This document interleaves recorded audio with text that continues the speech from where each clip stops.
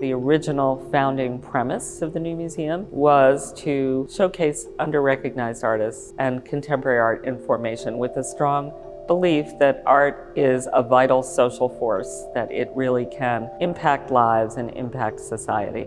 We are a very artist-driven institution, and artists are present not only through our exhibition program, but from the board to our public program, so the artists' voices are really always centered in every aspect of the new museum.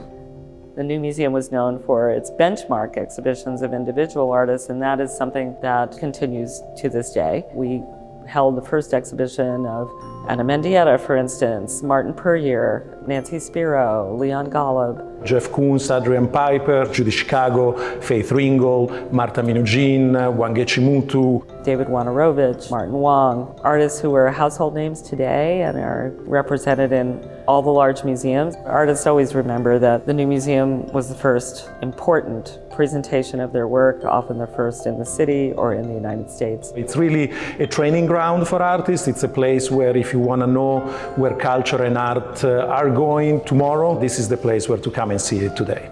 At the new museum, we place artists at the center of everything that we do, and our education and public engagement programs are the same. So they're really stemming from these direct relationships between audiences and artists that are transformative for our public, but are also transformative for the artists that we work with. Just like our exhibitions, all of our education and public engagement initiatives are iterative, they're experimental, they involve the participation of lots of different types of people, multiple viewpoints. So for every exhibition, we develop a slate of screenings, performances, talks, conversations that take the crucial ideas of an exhibition and expand outward and bring in new audiences. We have long-term relationships with key groups that we work with, including teenagers, teachers, families, and community partners, where they're as much a part of shaping the program as we are. We host free programming for our neighboring communities, where we invite people in. We have artist-led workshops, participatory activities, resources,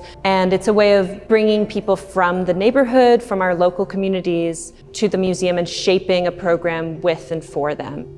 Our expanded building will feature new spaces, including a forum that will be used for public programming and seats 75 people, a new education multi-use space that's really beautifully situated at the top of the new building. It gives us an opportunity to relaunch our programming with a lot of energy, with a lot of thought and criticality, and bring artists and audiences even closer together.